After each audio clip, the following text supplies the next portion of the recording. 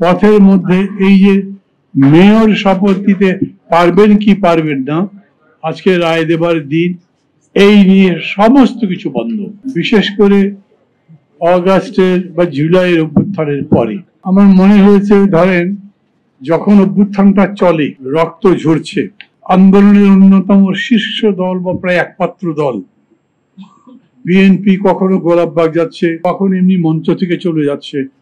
যখন ঘুরে দাঁড়াবার দরকার ছিল, ঘুরে দাঁড়ালে হয়তো এই জুলাই আগস্ট আরো আগে হতো, কিন্তু বাংলাদেশটা এমন, ওই যেরকম কবি বলে না, সম্মুখ উর্মিরে ঠেলি পেছনের ঢেউ।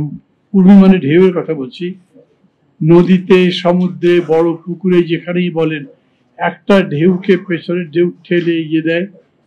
আমাদের এখানে ঘটনা প্রবাহ এত বেশি, এত দ্রুত, এত ঘন, যে আমরা একটা দেখতে দেখতেই আর একটা চোখের সামনে চলে আসে, ফলে অন্যটা বলতে পারি না। মানে শেখ হাসিনার মতো একটা জালিম চলে গেছে, ভালো করে উপলব্ধি করব, আনন্দিত বোধ করবার আগেই ডক্টর ইউনূসের মতো একটা লোক চলে এলেন। একটা যে গেল, তারপরে একটা বিরাট কিছু হবে।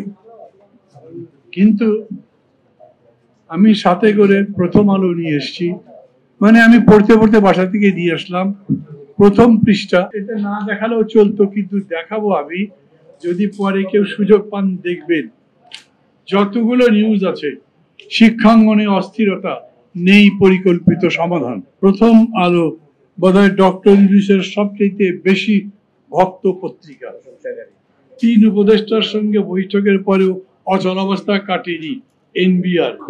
সার্বিকভাবে শিক্ষা নিয়ে আমরা হতাশ। একজন শিক্ষাবিদ। আবার আলোচনায় মহার্ঘ ভাতা, পয়লা জুলাই থেকে কার্যকর করার চিন্তা। গার্মেন্টস শ্রমিকের একটা অংশ ধর্মঘট করতে গেছে, প্রত্যাহার করেছে, আর একটা অংশ কালকে ধর্মঘট ঠিকই করেছে। এদিকে সুপরিকল্পিতভাবে নির্বাচন পেছনের পায়ে তারা চলছে। সড়ক অবরোধে ভোগান্তি, কর্মচারীরা বিক্ষোভ। দেশে চালু স্টার্লিং। শেষ মাইলটি অতিক্রম, দুদিক থেকেই এগিয়ে আসতে হবে আলিরিয়াজ। কোনো একটা পজিটিভ নিউজ আছে। আমরা বক্তৃতা করবার সময় পজিটিভ কি বলবো? আমাকে একজন বিশিষ্ট ব্যক্তি এক জায়গায় দেখা হবার পরে আমাকে বললো, ভাই আপনি এত ডক্টর ইউনূসের বিরুদ্ধে বলেন কেন? আমি বললাম, আমি তো তার বিরুদ্ধে বলি না। বললো, না আপনি বলেন, আর আপনি বললে লোকজন শোনেও, একটু কম বলেন। কি বলবো বলেন? চট্টগ্রাম পোর্ট যে দিচ্ছে, আমি অবশ্য পোর্ট কাউকে মানে হ্যান্ডলিং এর জন্য দেওয়া যাবে না এটা মনে করি না। আমরা এয়ারপোর্ট দিই না, জিএসএ দিই তো। সেরকম পোর্ট হ্যান্ডেল করবার জন্য 4 বছর 5 বছর বা যে টার্মেই মনে করেন কাউকে দেওয়া যায়। পৃথিবীর অনেক দেশে দেওয়া হয়েছে। মানে পৃথিবীতে বড় বড় পোর্ট যাদের আছে, যারা পোর্ট থেকে অনেক বেশি ইনকাম করে, তারা বাইরের কোম্পানিগুলোকে দেয়। কিন্তু আমরা দিচ্ছি কে? যিনি খুবই আপত্তিক একটা সরকার, অন্তর্বর্তী সরকার। ওনার সবচেয়ে বড় টাস্ক হলো নির্বাচন সম্পর্কে ব্যবস্থা করা, সংস্কারের ব্যবস্থা করা। সেটা কি একটু আগে বললেন না সাইফুল হক সাহেব? বললেন যে কোনো সংস্কার হয়নি।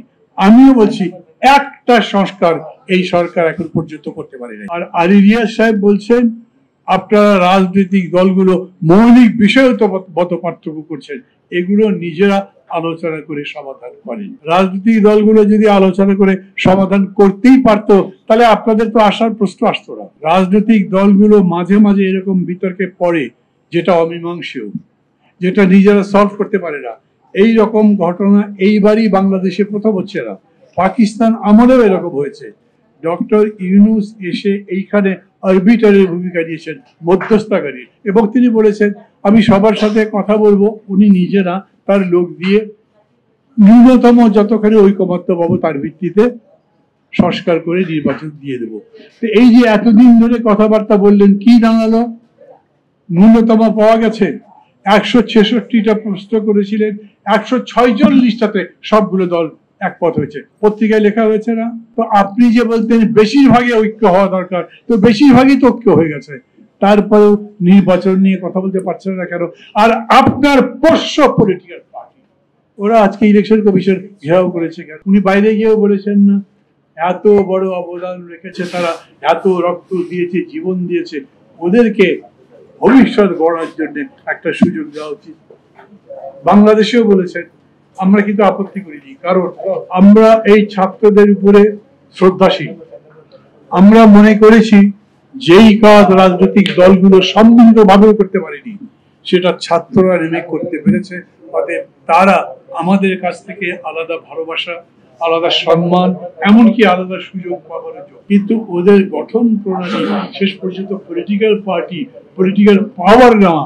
ভেবে দেখেন 52তে ছাত্ররা ক্ষমতা নেয়নি, 60-62তে নেয়নি। এই শিক্ষার্থীরা ক্ষমতায় গেল, উপদেষ্টা হলো, এখন উপদেষ্টার পদত্যাগ চেয়ে বিএনপি মিছিল করছে। ভালো লাগছে দেখতে? উপদেষ্টার নামে কি কি অভিযোগ বেরোচ্ছে এই শিক্ষার্থীদের নামে, সেটা সবাই দেখছি না আমরা। এই জন্য আমি বলছি, এই কথাগুলো বললে যদি কেউ বলে ডক্টর ইউনূসের বিরুদ্ধে বলছেন, আমি তো একবারও বলছি না যে ডক্টর ইউনূস উৎকোচ দিচ্ছেন। আমি তো একবারও বলছি যে উনি ইলেকশন কমিশন ঘেরাও করতে যাচ্ছেন। আমার তার সম্পর্কে যে অভিযোগ সেটা হচ্ছে, আপনি চট্টগ্রাম পোর্ট যদি দিতে চান, কেন দেবেন? সব পলিটিক্যাল পার্টিগুলোকে ডেকে কথা বললেন না কেন? আপনি 15ই আগস্টে কথা বলতে পারেন, পূজাতে গোলমাল হতে পারে, সেই নিয়ে সব পার্টিকে ডাকতে পারেন।